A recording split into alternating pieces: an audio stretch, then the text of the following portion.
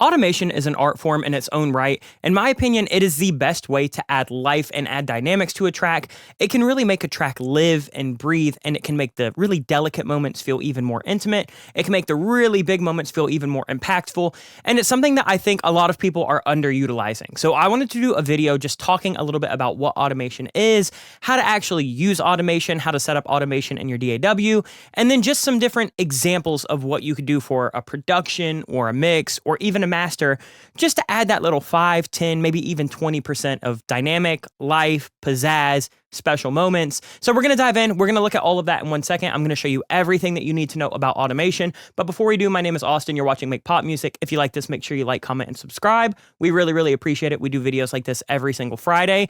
And we only have a couple more days left of our spring sale. So if you go to makepopmusic.com, you can save 25% off of everything on our store from now until the end of April 14th. So you basically have through the weekend, it's sample packs, courses, MIDI packs, preset packs, really anything, 25% off until Sunday, April 14th, including our brand new start to finish production course, Producer Principles, Indie Rock and Alternative. You can even enroll in that right now for 25% off. Go check that out after you watch this video, but let's go ahead and let's dive in so I can show you a little bit about automation. Before I dive in and show you what to automate and how to automate, let me explain what automation even is if you're not familiar.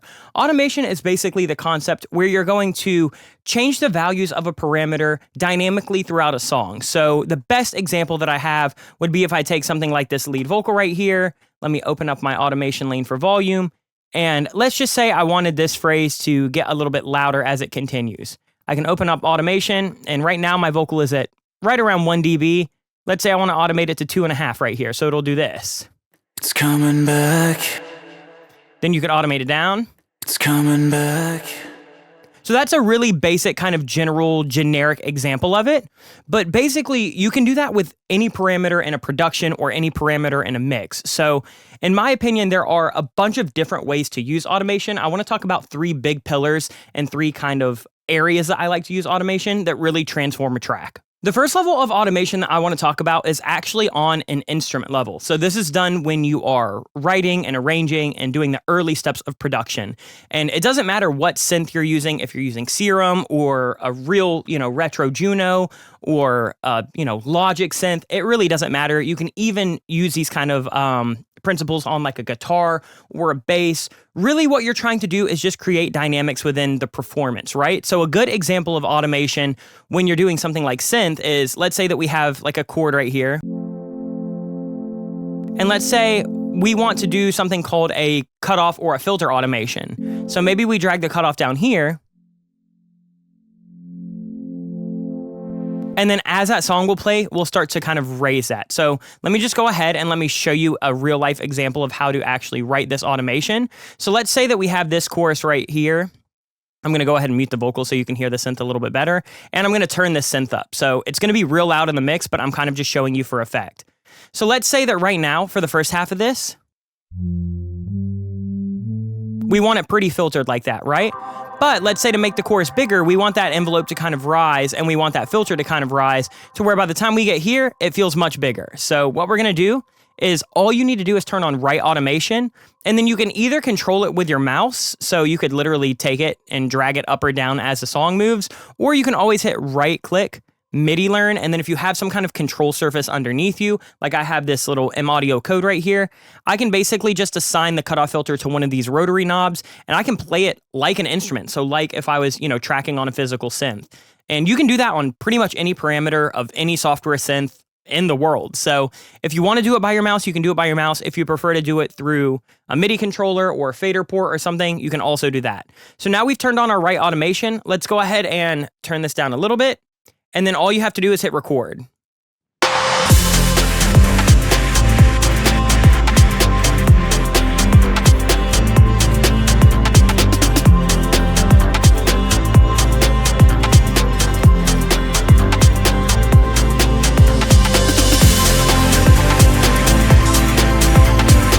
Here's what it sounds like in solo. You can see that I've written an automation lane right here. So watch as this opens a little bit.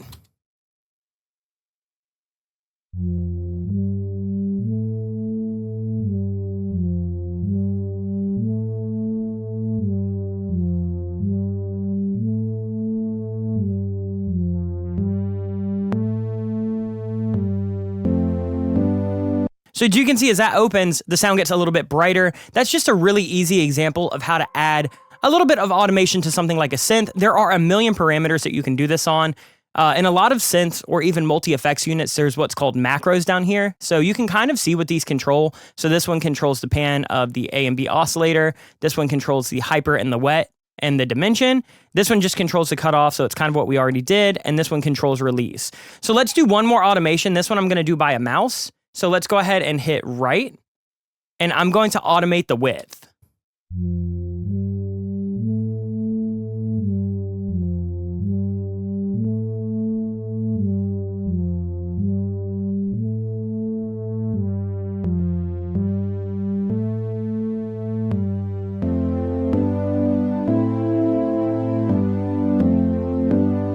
So now we have something that's a little bit brighter, it's a little bit wider, and it's really gonna help this chorus as it kind of builds up feel a bit more impactful.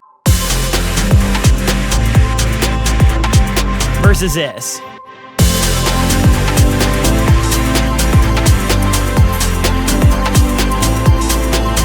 There's another example that I did down here. So for this song, I actually tracked my Juno 106. And you can hear that as I'm playing the 106, I basically just set a little MIDI loop that's doing the same thing as this bass. So it's just these notes. And I had that going back out to my Juno, and what I was doing was playing along with the cutoff filter of that synth as well. So you'll kind of hear it. We're pretty closed. Now we're opening up, and it just creates these kind of natural little rises and tensions, and you can kind of build like risers and transitions into individual elements. And you can do this on as many different things on an instrument level as you want. There's a lot of ways to kind of add that dynamic, but just think about that. So as you're using a synth brass or a synth pad or a key, try to use some of the filters, try to use some of the, macros that it might have built in, try to use some of the different parameters that you can automate. So instead of layering something a million times to get a bunch of different dynamics, you can just kind of make more out of one sound. I see so many people that don't automate on an instrument level, and to me, it's just leaving so much on the table. So that's a quick example of how I like to do that. Let's go ahead and talk about the second form of automation, which is more so automating on a creative effects level. So I would do this after I've already done my, MIDI automation and, got my synths all in there. Let's just say that now you want to make something feel a little bit better. Okay, so let's take a look at this ARP that we have. So here's what it sounded like straight out of the stem that the artist sent me.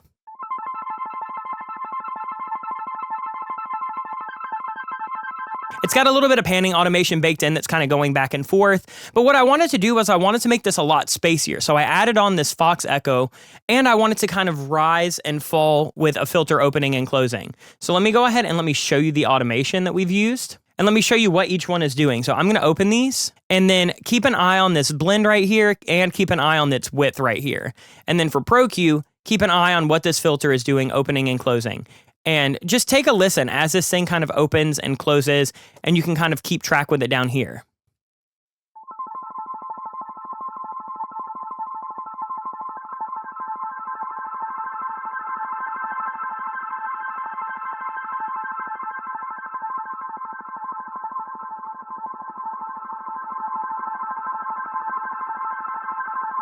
So by automating this blend knob up and down, automating this width knob up and down, and automating this filter to open and close, we get this weird washy thing where sometimes it's really bright and washy, sometimes it's really dark and washy, sometimes it's really bright but it's kind of dry, and it just creates a really nice dynamic. So let me show you what that would sound like with and without all of that automation. If we were to essentially just turn off all of this, we just have this.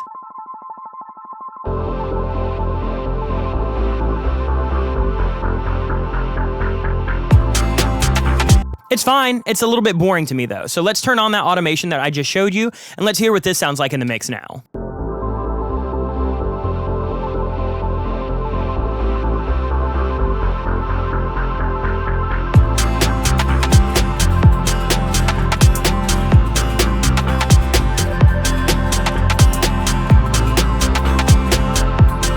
It's adding life, it's adding breadth, it's adding dynamic to that ARP. There's another cool example down here of something that the artist threw in that I really liked, and it was this like little Vox effect. Let me show you what it sounded like when Jack sent it over to me.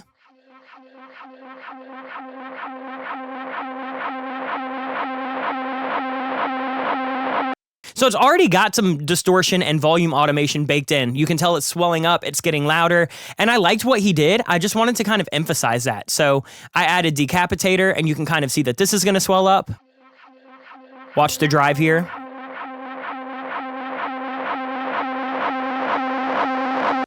Makes that effect a lot more dramatic, but what I wanted to do is I wanted to add a doubler and a stereo imager. So the doubler's on there, it's just kind of adding width, but then what the stereo imager is doing is it's closing down that width from that doubler, and then as it will go, it expands. So listen to how kind of mono this goes and then how wide it gets.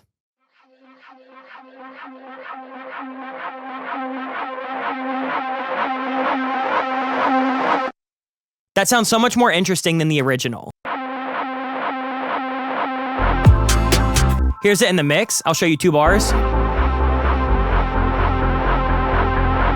That was how Jack's in it. Here it is with a little bit of distortion and panning, kind of widening automation.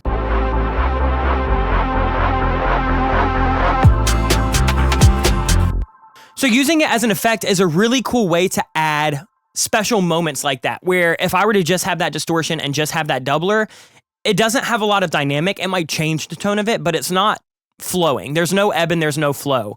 A big way to use automation as some kind of big, creative effect is by like reverb and delay throws, which we've talked about this on this channel a couple times. I don't want to go into too much detail, but here's kind of a good example, right? So if we were to turn off this automation, we have this vocal throw right here. It's got a lot of reverb, it's got a lot of delay. Here's what it sounds like in the mix.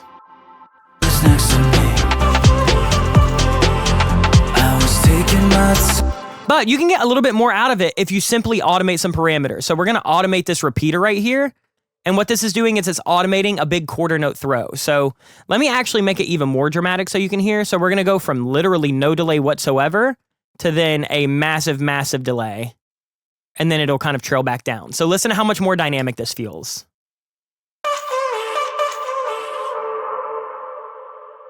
Now we get that cool quarter note delay throw where before it was really subtle in there. You can't really hear it because there's so much other stuff happening in the mix. If we would have had that quarter note delay, really apparent, you would have heard it all the way back here. That creates mud. It creates just like a bunch of blurriness. So now we can have that vocal dry where it needs to be, and then we can have that vocal effect, which is that big, massive delay throw kind of swelling. Next to me, I was taking my time, hoping I'd find. Versus if we just did, no dynamics, just something like this. Next to me, I was taking my time. It's fine, but that last little 5%, 10% where you get that big throw that swells adds so much dynamic. And those are the little things that professional producers and professional mixing engineers and professional mastering engineers are going to be doing, is on a very micro kind of granular level, adding special moments where things rise, things fall, things build tension, things release tension. So make sure that if you want to, use it as a creative effect, you can use it as insane as you want. You can throw on a phaser on your entire drum bus. Let me show you what I have up here. Here's one big example of like an effect that's super prominent. So I have an RC20 on this drum bus. You'll see that I play with a magnitude.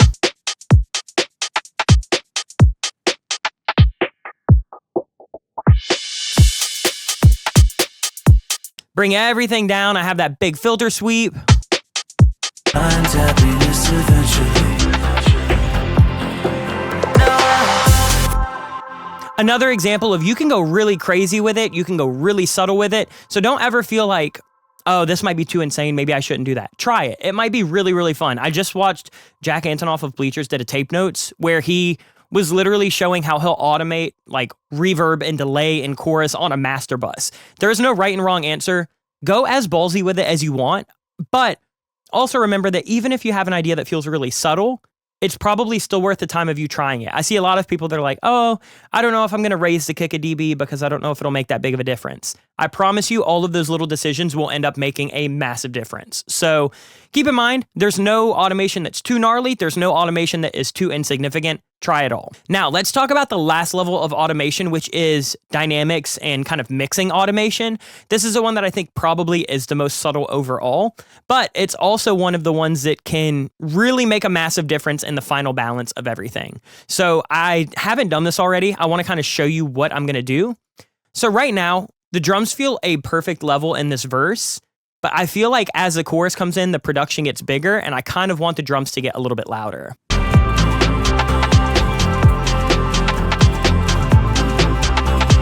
That feels pretty good to me. Let's listen in the chorus. Let me lower that synth again, because that is crazy distracting. I'll put it back where it originally was. But let's hear this drum now.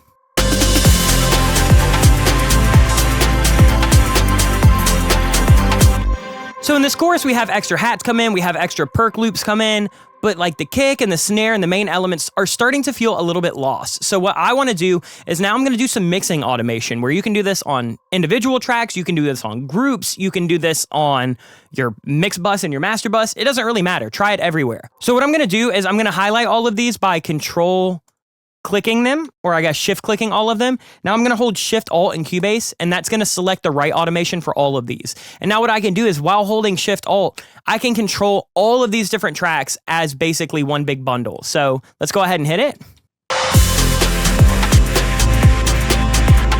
That's okay.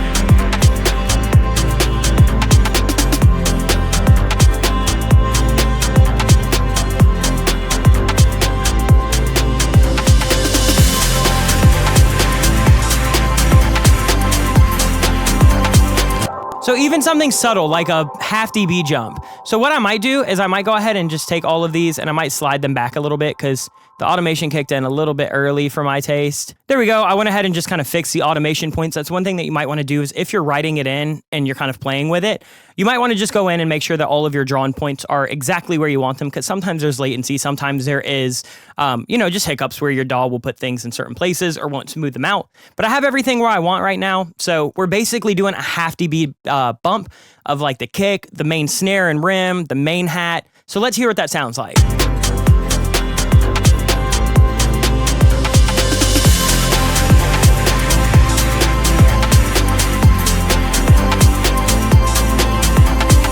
It makes a pretty big difference. If we were to turn all of these off,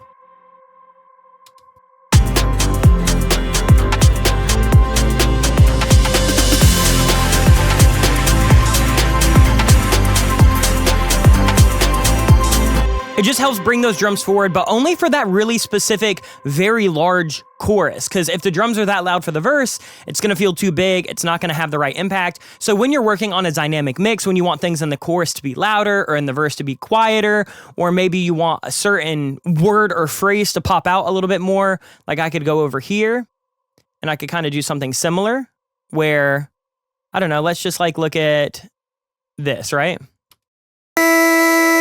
Radical. Like maybe right there, I'm like, okay, that sounds great. He gets a little bit quiet on the end of radical, so let's go ahead and pop that up about 3 dB. Let's just hear that. Radical. Maybe that helps in the mix, right?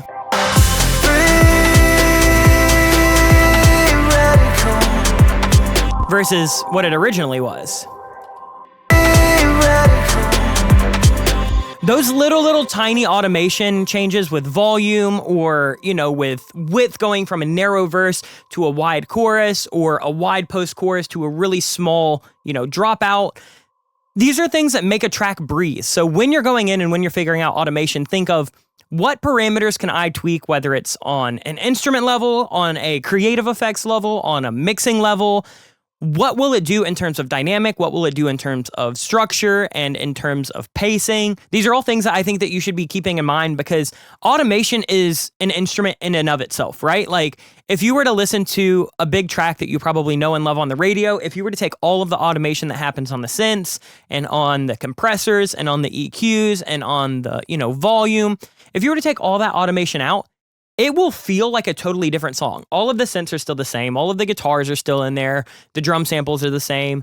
But by not having that rise and that fall or that, swell in, swell out, not having those special moments of big delay throws extending, but then not clouding up a dry vocal, it feels really boring. It feels really stale. It feels really one-dimensional. So take time to automate your productions, automate your mixes, even automate your masters. You can go in and you can throw a chorus on the master and pop it up to 100%. I don't care. It's just one of those things of like, be a little bit more diligent with making every element feel really, really special and adding that human touch of automation. It might be worth investing in like a MIDI controller that has faders that you can MIDI CC, or like a fader port. I have one sitting over there on the Juno. Something that you can kind of add some dexterity, because if you can take digital elements like plugins or like software synths or, you know, anything in a DAW and you can add your own human touch, I think it adds a lot for the track. So hopefully this video helped. I hope that you learned a lot about automation. I hope that you start automating more elements inside of your production and mix. But other than that, that's going to do it for this video. If you like this, make sure that you like, comment, and subscribe. Let us know what videos you want to see down in the comments below, because we're always taking your requests. Also, head over to our website, makepopmusic.com, before the end of April 14th. Save 25% on all sample packs, MIDI packs, preset packs, courses. Check out the new course that we dropped, Producer Principles, Indie Rock and Alternative. I produce, write, mix, master, engineer, edit a song from start to finish. We do a lot of automation in that course. That's actually kind of what inspired this video, was just seeing how hands-on and how, you know, alive I could make that production and that mix. I was like, I should talk about this on the channel outside of the course. So if you like this and you want a lot more of it, it's like 16.5 hours. Go check that out. Other than that, that's going to do it for this week. I'll see you guys with more content next week. But until then, much love. Peace.